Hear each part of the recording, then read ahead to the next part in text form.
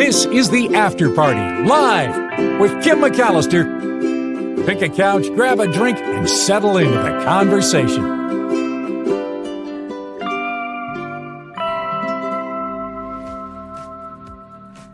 Hey, everybody. It is the After Party Live on a Trivia Thursday, and thank you for joining in.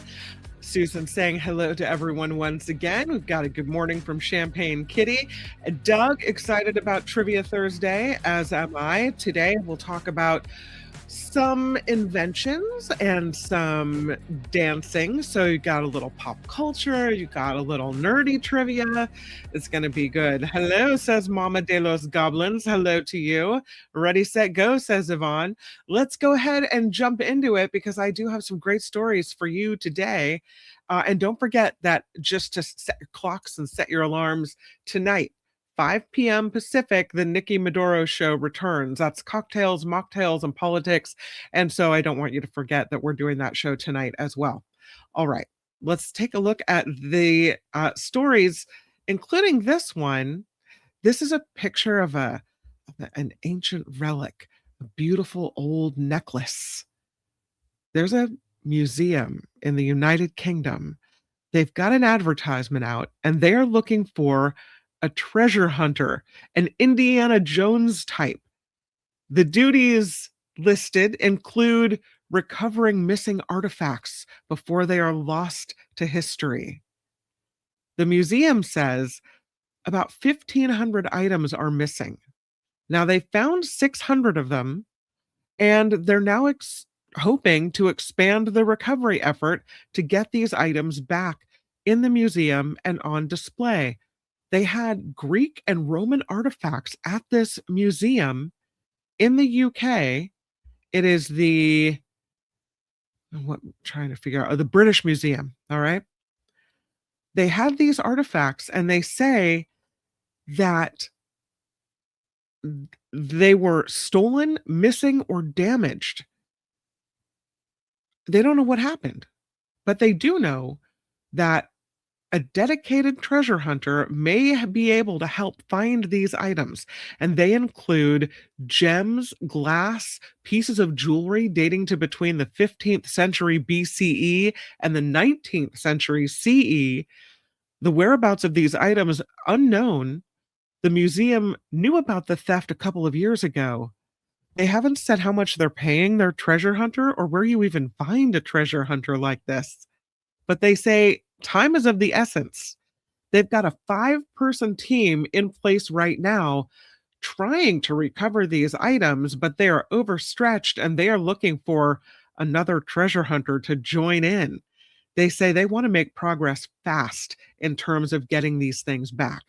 So, an estimated 1,500 artifacts were originally reported missing, 654 found so far. Some of them were listed on eBay for sale, including a piece of Roman jewelry worth $60,000. They found it on eBay for $48.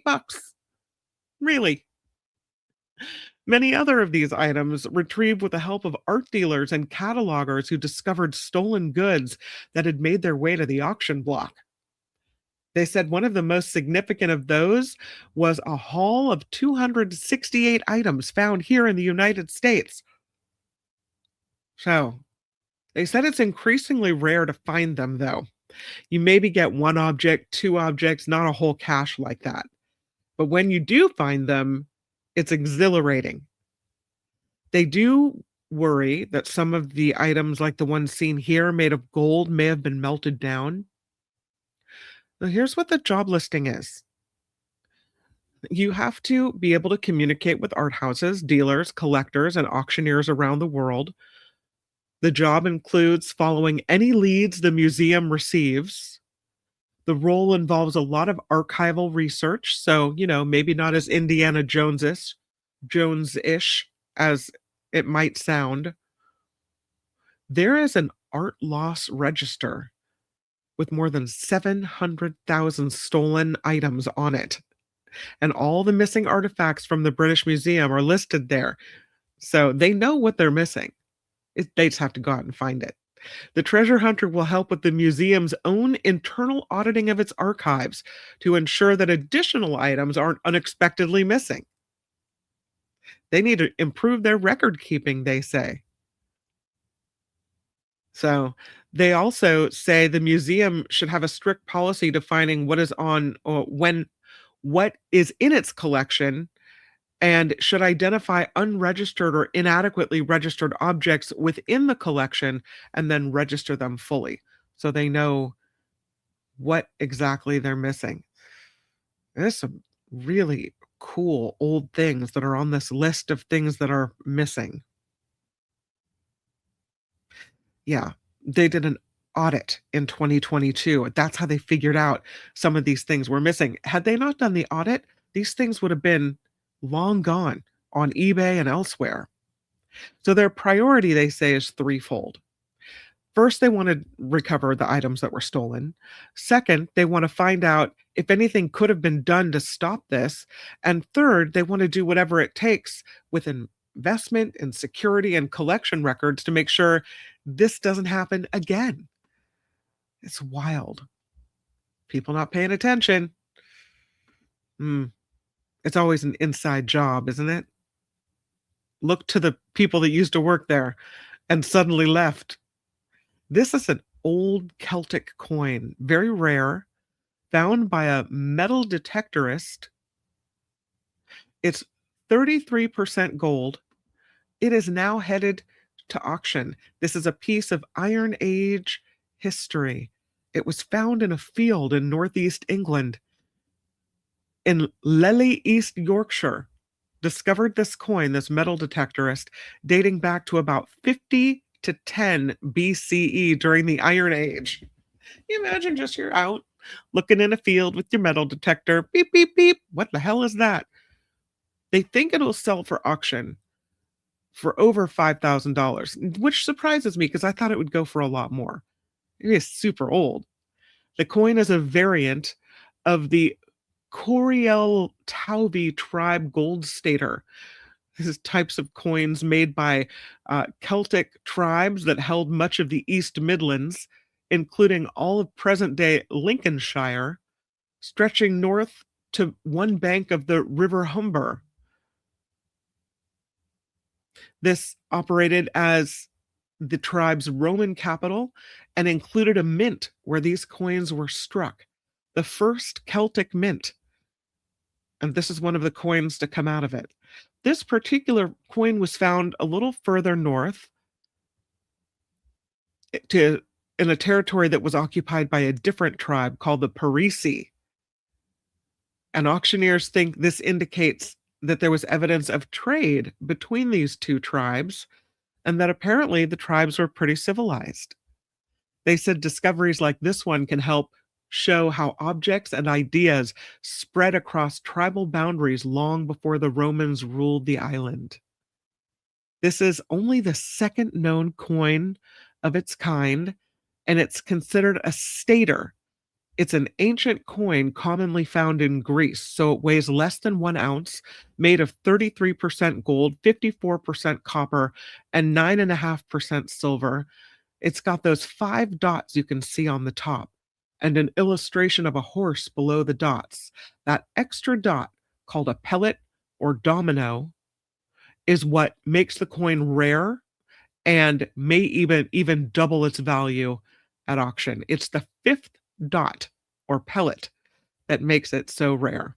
They always had 4 pellets, or so everyone thought, until a 5 domino variant was unearthed. It's part of the coins, banknotes, and stamps auction that is happening today. The auction house says they expect some lively bidding, and interest in this coin was already pouring in. They also, in addition to this one, have a Queen Elizabeth II 1989 gold-proof Britannia 4-coin set. They've got silver coins stretching back to medieval and Tudor periods, and they've got a bronze Celtic, Viking, Anglo-Saxon, and Roman coin as well. So that's a fancy auction. We'll let you know how much it sells for. Here's something else that was found It was found in a dusty basement. It's a Harry Bertoia sculpture, and it's now back on display in Detroit. Well, here's what it looks like now, hanging from the ceiling of, I believe, now in the General Motors' new global headquarters in Detroit, Michigan. But this very expensive sculpture was in a dusty mall basement. It's again, it was a long lost Harry Bertoia sculpture. They found it in the depths, the bottom of a shopping mall. It's a 26-foot tall sculpture created in 1970, finally dusted off and hanging in the 7-story atrium of General Motors' new global headquarters in Detroit. It's got two groups of rigid steel wires suspended vertically, one above the other. The straw-like rods coated in melted brass, bronze, and metal alloys. Originally commissioned by the J.L. Hudson Company for the Genesee Valley Mall in Flint, Michigan. It was there hanging in the mall's open court until 1980 when they shut the mall down for renovations. And then that piece was transferred to the Northland Mall in Southfield, Michigan. But they never put it on display. They ended up cramming it into storage, and then they forgot about it for decades. The Northland Mall closed down in 2015, and the city of Southfield paid $2.4 million for it, and the city officials did not realize that this sculpture was in the basement. So they had a team that went in, members of the Southfield Arts Commission, and they said it was dirty in the basement. They had hard hats on. There was no electricity, so they had their flashlights out. And they're looking at this thing, and it's corroded and it's dusty. It's been there for so long, they couldn't even knock the dust off of it. And at the same time, they looked at each other and shouted, "Bertoia," because I guess they knew exactly what it was. The sculpture was in really rough shape, bent, filthy, covered with grit, mouse turds. I mean, it was a bad scene. So they held on to it for a while, the city, tried to find a buyer, and then not last year anymore. In April of 2024, General Motors announced they were relocating their headquarters to Hudson's Detroit, a downtown development located on the site of the former J.L. Hudson department store. That's the same company that commissioned the sculpture. So they decided they wanted it. They purchased the piece from the city, GM, for $1 million. And then their workers spent more than a year cleaning and restoring it. And now they've got it dangling from their atrium, and look at it go. Bertoia is famous for his public sculptures, libraries, banks, airports, malls, and other public spaces. They say he wanted his work to be seen. He wanted his work to live in all senses of the world. And he also wanted his art to be open to interpretation. This piece is supposed to be reminiscent of something you'd find out in the universe. So there it is, all cleaned up and back in action, ready to go again. Speaking of sculptures, this one started out in Petaluma. It was at the Sonoma Marin Fairgrounds. It was there for a while. It was really cool looking too. And then they moved it to San Francisco, where it is now on display in Golden Gate Park. The name of this dragon is Naga. And they spent in San Francisco $400,000 to put this thing in. The name of the artist, C.J. Roughgarden. It is the largest public art installation in the history of Golden Gate Park. She got the idea from a children's book. Cyrus the unsinkable sea serpent. That's what inspired her. This was an enormous maritime monster urged by a shark to sink a boat of civilians, but who overcomes peer pressure and saves them from the dangers of the sea.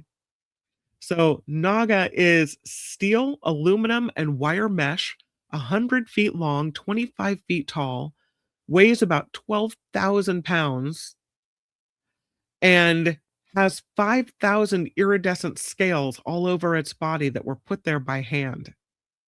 They had to get a whole team to put Naga in place. Again, at a cost of $400,000 to get this thing in there. 35,000 hours of work went into the installation of this art project. Paid for by San Francisco's Big Art Loop, the Sige Brundage Foundation, and an art production studio building, 180, and the San Francisco Rec and Park Department. All behind this. So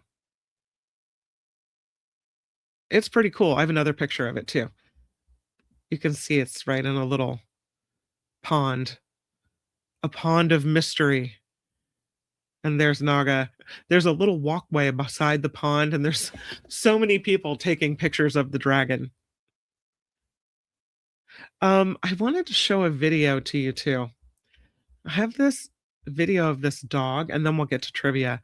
This shelter dog who wanted to escape from a kennel. And what a smart dog. Oh my gosh. This amazingly bright animal knows how to unlock a door and open it. I'm telling you, some dogs are smarter than others. I don't think my dog is this smart. Although I will say this, my dog has a very strong ability to recognize human language. She knows her name. And she also knows that when we say dog, we're talking about her. So now we can't say the word dog because she gets up and runs over. Like, feed the dog. Oh, she knows. Word dog was said, and she knows exactly what's happening. So she's not without brain power, but I don't think she'd be able to pull this off. Check it out. This is a shelter dog who breaks out of the cage. Look what happens here. You can see on the screen. Jumps up, unlocks the door, finds the latch. Almost. There you go. Nudges it with the nose and the mouth.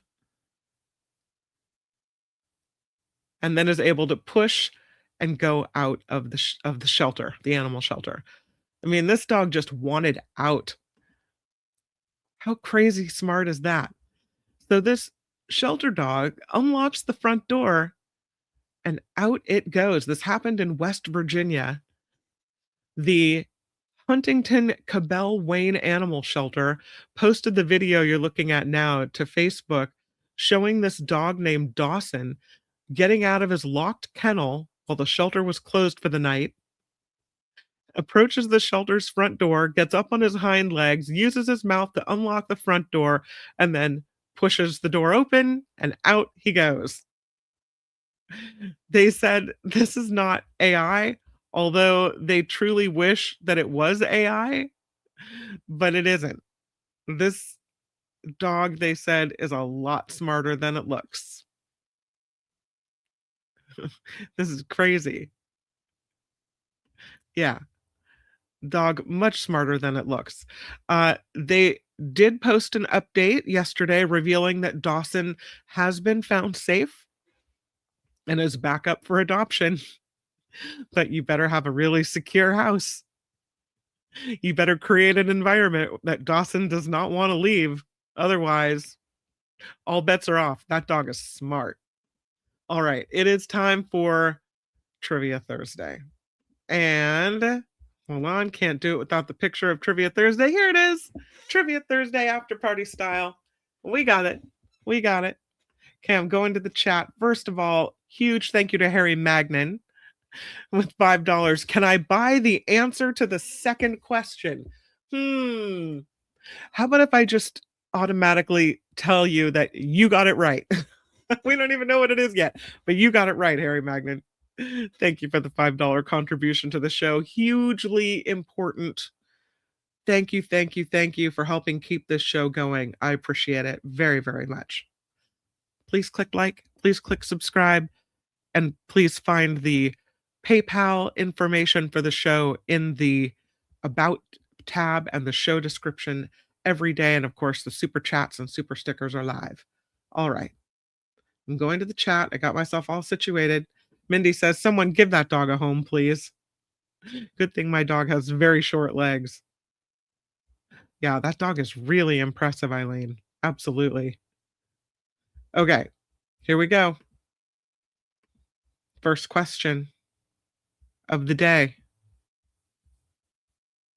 What are the 3 inventions that a majority of Americans say they would not be able to live without? So I'm looking for 3 inventions, the top of the list, the top 3 that Americans say they would not be able to live without. What do you think? Top 3 inventions that Americans say they would not be able to live without. SJ Lola, computer, smartphone, car. What the sizzle, radio, TV, phone. Deidre, internet, TV, electricity. Yvonne, phone, TV, internet. John Watson, dishwasher, washing machine, and dryer. Cell phone, TV, microwave. TV, refrigerator, stove. Let's see, running water, says Mama. Need that. Water heater, says Gordon. Gotta have that. Antibiotics, says Scott Falcon. Indoor plumbing, says SJ Lola. All right, let's see who came the closest. The answer is car, light bulb, and phone. Car, light bulb, and phone. Well, let's see who got close. DoorDash, Uber, and Grubhub. That's a good one. Automobile, flight, and television. Okay, so it's car, light bulb, and phone. Let's see who got the closest.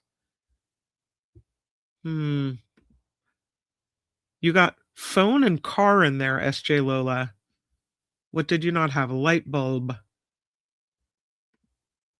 Internet, TV, electricity. I'll count electricity as light bulb.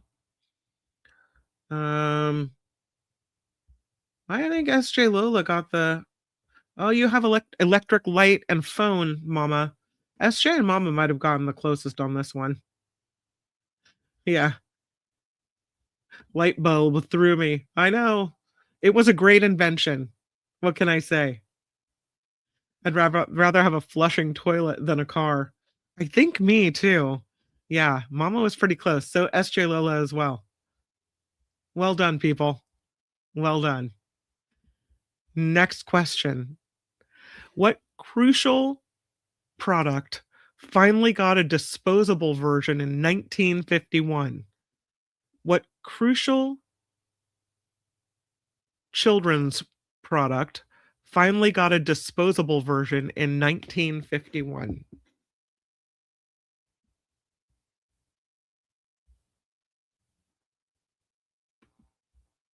Yeah, you guys got this one fast. Deidre, first to the punch. I'm sorry. Sandy, first to the punch with diapers. Diapers is the correct answer. Uncle Jim has diapers. Mindy Lee has diapers. So does Yvonne, Eileen, Deidre, Gordon. The gloomy Maine Coon. I believe that's Donald. Mama has diapers. What the sizzle? Harry Magnan, John Slade. Champagne Kitty, SJ Lola. Yep, it's diapers. Jim Slayton wants the smart dog. I don't know if a dog is that smart. When a dog is that smart, you have to like smart proof your whole house. Imagine it would. I mean, my kitchen cabinets don't have locks on them. That dog would just be into everything. Maybe. I don't know. And now, says Sandy, those disposable diapers are cluttering up the landfills. Mm-hmm. Don't give a dog a smartphone. Don't give a smart dog a smartphone.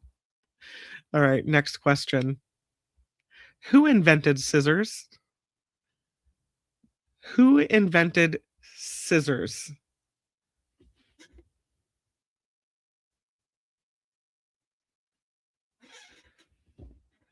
Who invented scissors? Mr. Scissor, says John Watson. Edward Scissorhand, says Sandy. And Mindy, some tailor or seamstress. No. Mm-mm. Edward Scissorhands. No. Sweeney Todd. No. All right. A person named Scissor. Oh, really good answer. They don't know. The shocking moment that I tell you, you'll go, oh, yeah. Remember that? The person who invented scissors, Leonardo da Vinci. I don't think anybody got it, did they? Leonardo da Vinci. Oh, John Slade might have gotten it before I said the answer. Leonardo da Vinci was the answer.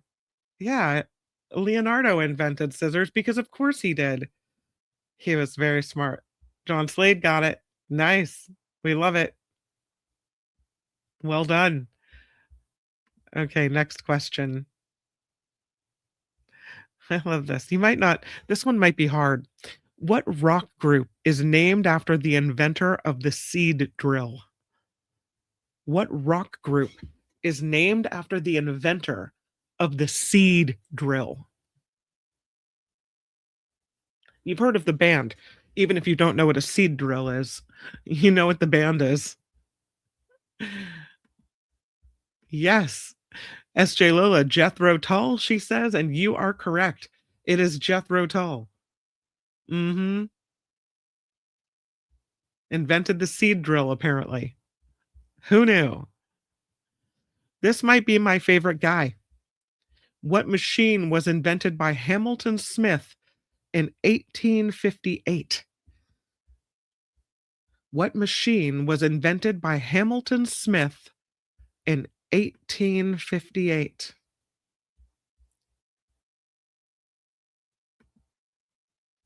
I'm having a hard time with mine right now. Deidre says washing, and that is correct. It is the washing machine. Mm-hmm. The washing machine, invented in 1858 by a guy named Hamilton Smith. Deidre has it. So does Mama. So does Eileen. So does the gloomy Maine Coon. So does Jano. Well done. Yeah, mine, it keeps losing power or having a door lock situation. So I don't know. What kind of paper was invented by Thomas Edison? What kind of paper was invented by Thomas Edison?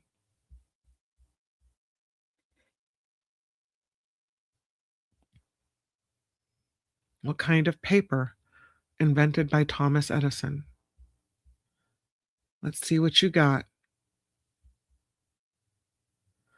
I have a carbon paper. I have watermarked paper. I have hemp paper. Toilet paper. Parchment. Paraffin. I'm going to say yeah, because paraffin is wax, correct? Yes, it is. It is wax paper. Wax paper is the answer. Harry Magnan, go get it. Go get it, buddy. You didn't even have to buy the answer. You got it right yourself, didn't you? Look at that. Harry Magnan, yeah, wax paper. Good job, Harry. Love it. Who was, we should know, we should all know this. I would not know this answer, but this guy, since we love our phones so much, who was the inventor of the first mobile phone? What was the guy's name? And it was a guy. Who was the inventor of the first mobile phone? Do you know? We'll learn it together.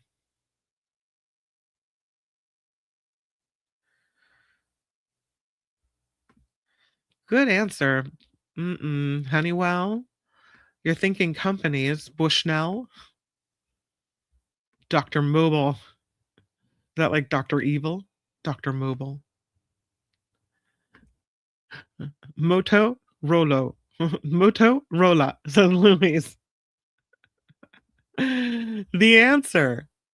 Steve Jobs, says Sandy. Good answer. The correct answer to this one is, his name is Martin Cooper. He sounds like a normal guy, right? He was the inventor of the first mobile phone, Martin Cooper. We need to pop that in the old noggin. Remember that guy. How about this one? Do you know who invented television? Who invented the television?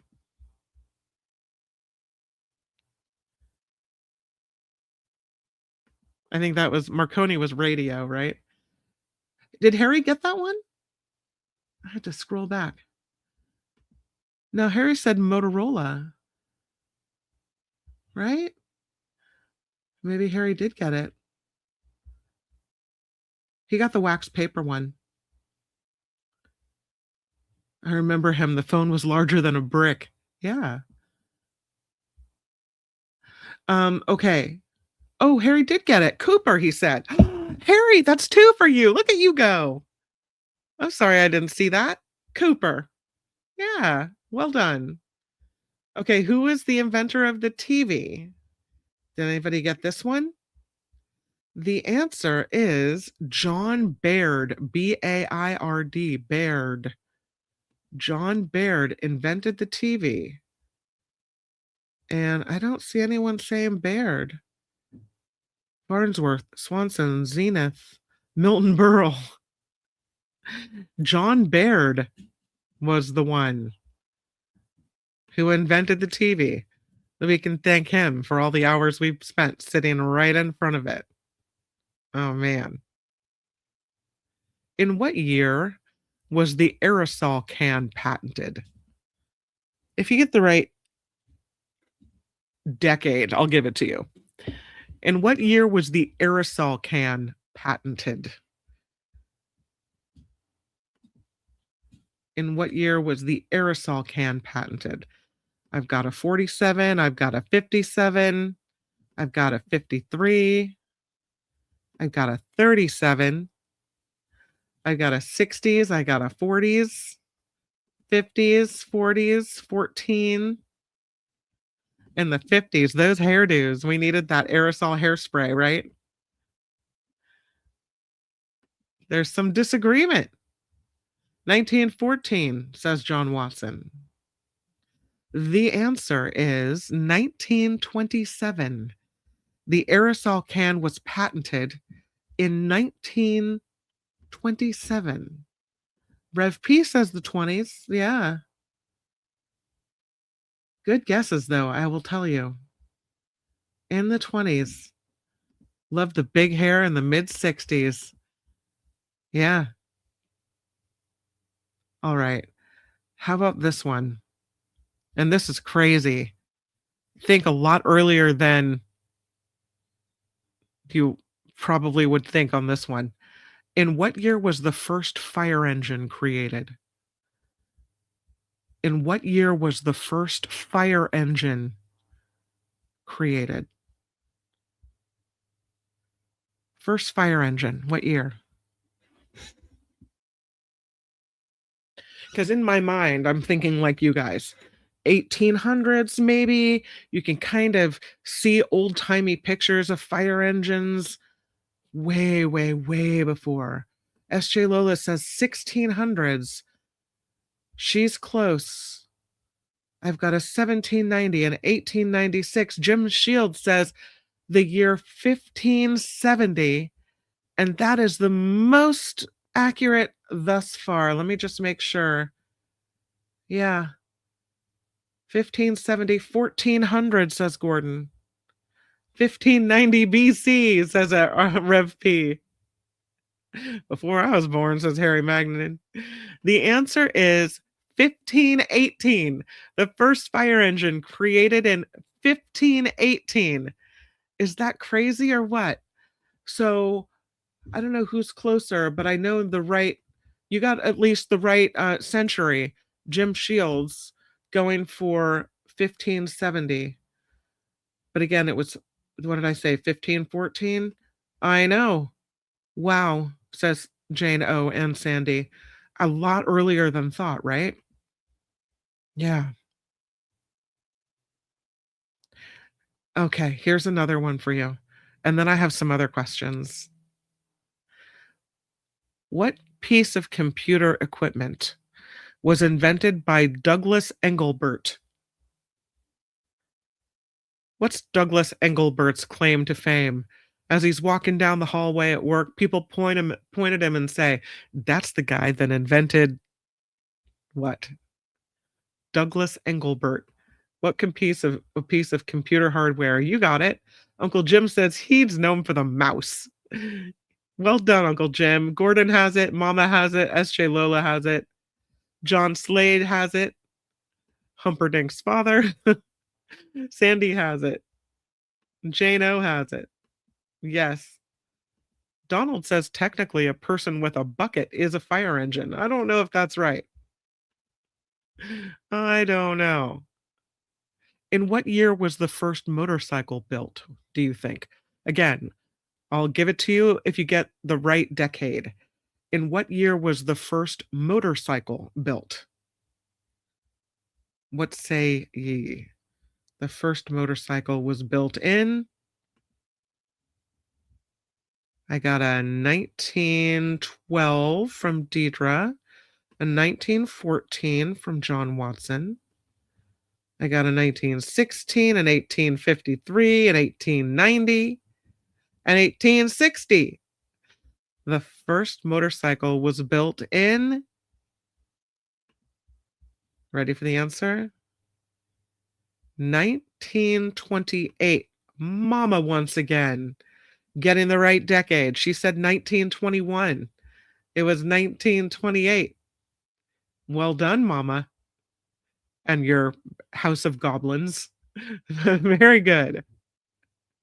In what country was the electric razor invented in 1928?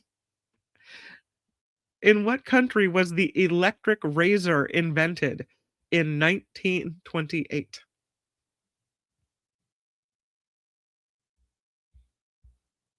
Electric razor, 1928. What country was that invented in? I have a Russia and a Germany and a Germany and a Switzerland. I'll give you a hint. The people in this country seem to like to do things fast. America is the answer. What the sizzle? The United States. You know, we like everything quick, right now. We don't want to take our time with it. Yes, the electric razor was invented in the United States in 1928. And we move from inventions to the world of dance. Which dance style is characterized by quick footwork, originally from African American communities in the 1920s? Was it the tango? Was it the Lindy Hop? Was it the Charleston? Or was it the waltz? Which dance style characterized by quick footwork, originally from African American communities in the 1920s? Tango, Lindy Hop, Charleston, waltz. What do you think? It was the I'm gonna suck at this one. Says, no, you never know. The rumba, the tap, the cha-cha. Deidre says it was the Charleston.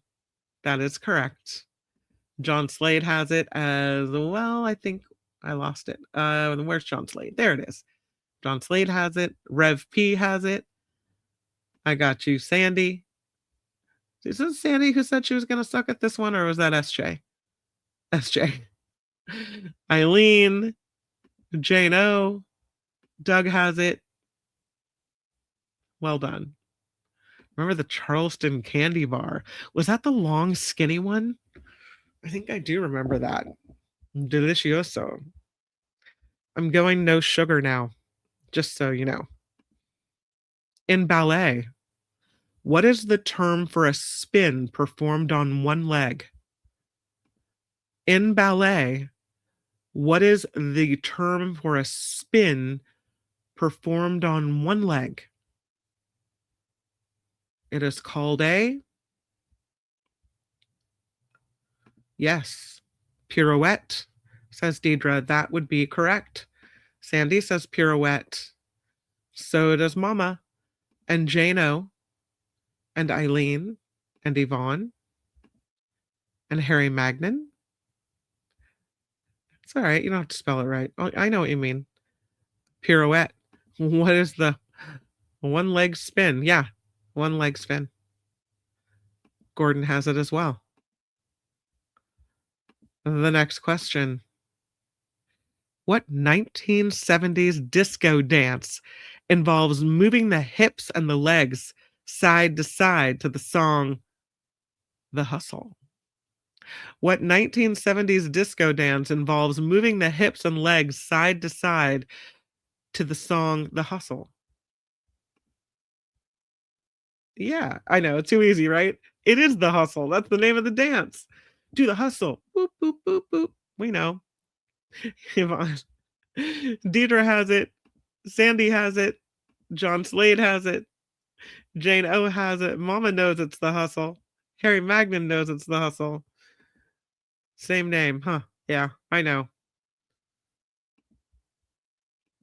It was too easy, but that's okay. The next dance question. See, you thought you wouldn't get any right, and look at you go. I know. Which famous hip hop dance move includes sliding backward while appearing to walk forward? Which famous hip hop dance move includes sliding backward while appearing to walk forward?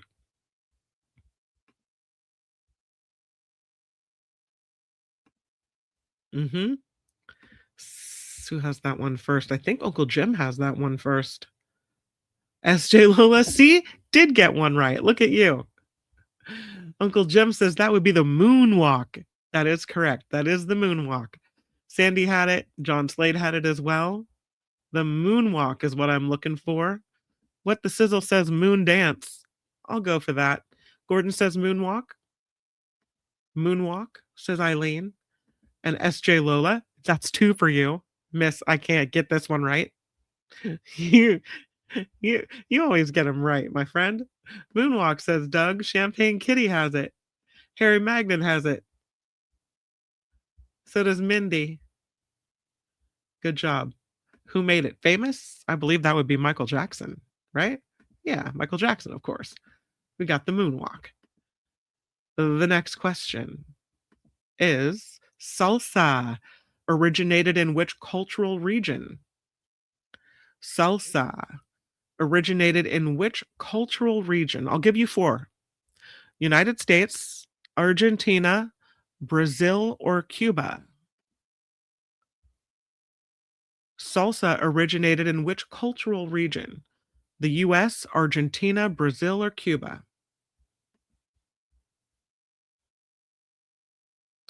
It was indeed Cuba. And SJ Lola got it. Lo and behold. And so did Deidre. And Rev P. And Mama. And Mindy. And Harry. Good job. Yeah, salsa. Brazilian. Cuban in nature, right? That's right. Next question. What is the fundamental position in ballet called where the heels are together and the toes turned out?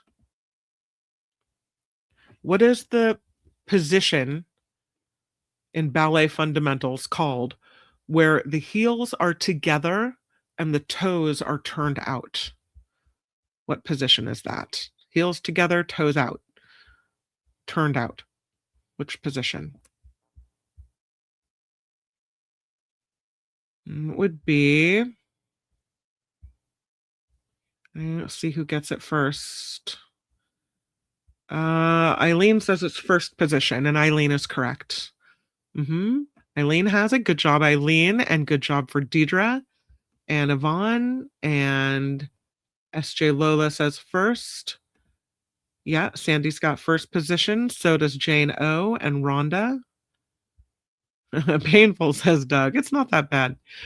First position, says Mindy and Vanessa. You do, I will say you are in first position when you're doing a plie. So that is somewhat correct, right? Yeah. What dance is characterized by expressive upper body movements and originated in India? Is it the Manipuri? Is it the Bharatanatyam? Is it the Odissi or the Kathak? What dance form characterized by expressive upper body movements originated in India? Manipuri, Bharatanatyam, Odissi, or Kathak? I can't, yeah. Yeah, that one. Says Deidre. Yeah, that one. Yeah, that one. Manipuri. It's this one, yeah. It's the one that starts with the B. It's the Bharatanatyam. Mm-hmm. What dance style was popularized by choreographer Jack Cole and later incorporated into Broadway musicals? Was it jazz dance, contemporary dance, tap dance, or ballet? Which dance style popularized by choreographer Jack Cole and later incorporated into Broadway musicals? Jazz dance, contemporary, tap dance, or ballet? Mm-hmm. Rev P says it was jazz. Rev P is correct. Jazz dance. Deidre says jazz. Sandy says jazz. Yvonne says jazz. So does Jane O. And Mama. And Harry. You guys got it right. It is indeed jazz. The next question. What dance style emphasizes sharp, isolated movements and rhythmic contractions often seen in street performances?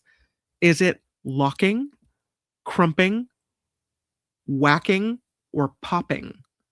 What dance style emphasizes sharp, isolated movements and rhythmic contractions often seen in street performances? Locking, crumping, whacking, popping. What do you think?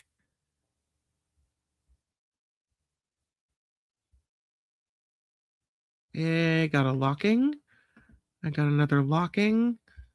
Not my style, says Harry. Breakdancing, locking, breakdancing. Where's Murphy? Murphy has a dance studio.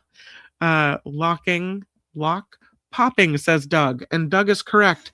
The dance style is called popping. Mm-hmm. Yeah, it's popping.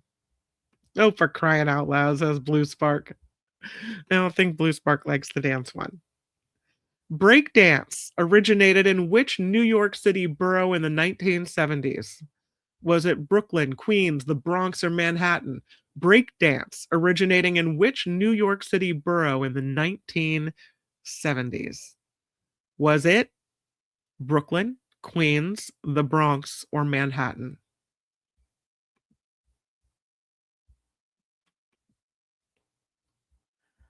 Let's see what you're saying.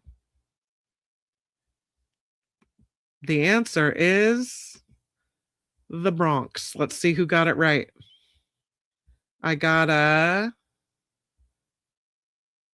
go back.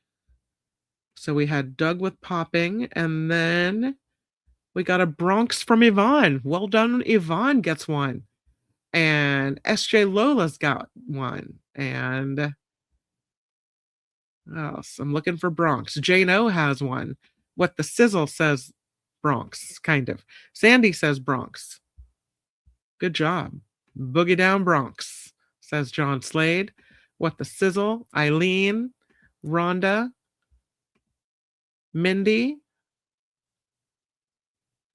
Good job. Yvonne says, so you think you can dance is my favorite show. I don't know if it's coming back anymore. Oh, I don't know. Yeah. All right. A couple more and then we'll wrap it up.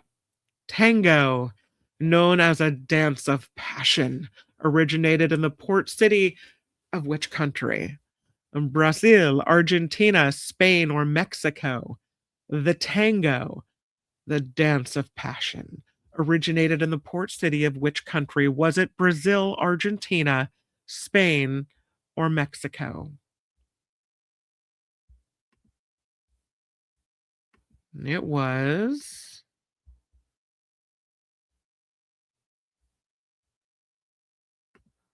Argentina, says Uncle Jim. Uncle Jim is correct. So is SJ Lola. So is Mama and Mindy and Yvonne, and Rev P has it. And so does Scott. Hi, Scott. And Jane O. And Eileen has it. Good job, you guys. Are we going to do one more? Let's do one more. Roomba. No, not your vacuum cleaner. Roomba, known for its slow hip movements and Cuban motion, originated from which country? Roomba, known for its slow hip movements and Cuban motion, originated from which country?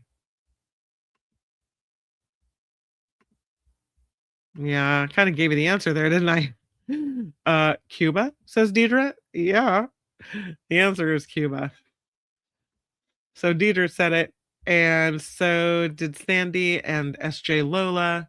I think they were trying to trick us. Doug said it as well. So did Rhonda, Jane O. I gave you the clue. I know. And also, let me do one more. How about this one? Which instrument typically accompanies a traditional flamenco dance? The accordion, the drums, the Spanish guitar, or the violin? Which instrument typically accompanies a traditional flamenco dance? Accordion, drums, Spanish guitar, or violin? Mm-hmm. That would be the guitar, says Deidre. Mm-hmm. Guitar. Deidre has it. So does Jano, Sandy, SJ, Eileen, Gordon, Scott, Mama, Mindy, Uncle Jim, What the Sizzle, Blue Spark has it. Guitar Charro. Yvonne has it. So does Champagne Kitty. Flamenco is super cool. What about the castanets? The flamenco, says Sandy. I love ending on one that everybody got right. Yay! Okay, thus ends Trivia Thursday, after party style. I hope you had fun because I know that I did. Thank you to Harry Magnan for the 5. He did not need to buy an answer because he pretty much got almost everything right. Thank you, Harry, for the contribution. Hugely important to keep us rolling so we can keep doing things like Trivia Thursday. I would love to tell you about this evening at 5 p.m. Pacific time when the Nikki Maduro show is coming through. Cocktails, mocktails, politics. The Nikki Maduro show is at 5 p.m. Pacific. And I really, really hope that you will join Nikki and I. It's been at least a week since we've been on, so we have a lot to talk about. Absolutely. Please join the Nikki Maduro show. Set a little alarm on your phone.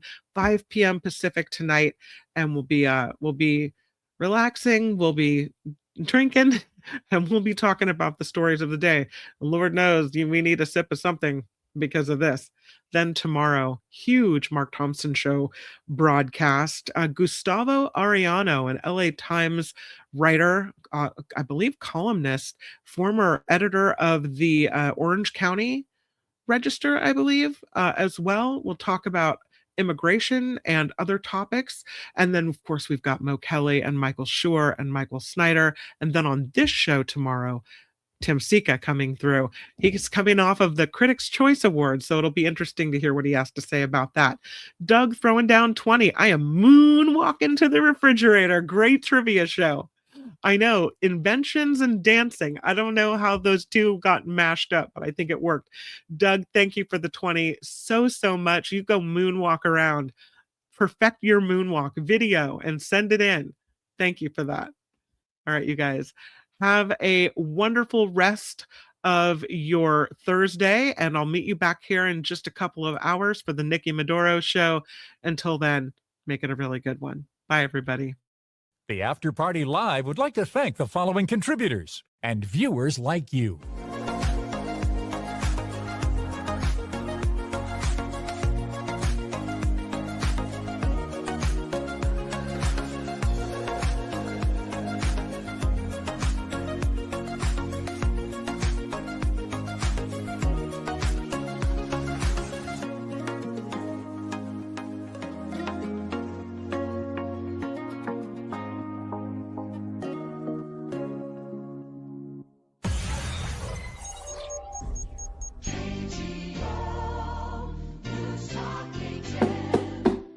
Tiny bubbles in the wine makes me happy, makes me feel fun. Tiny bubbles makes me warm all over with the feeling that I'm gonna love you till the end of time.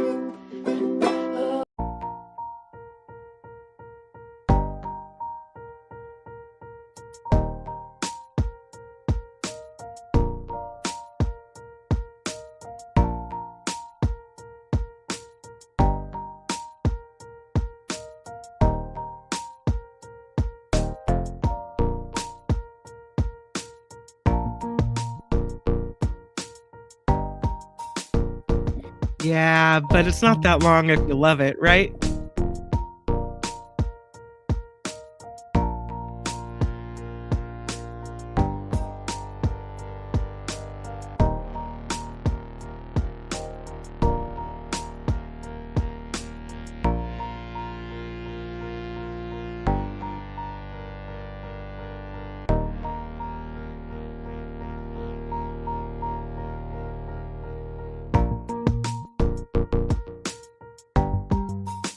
Have a good time, SJ Lola. We'll miss you. Be safe and have fun.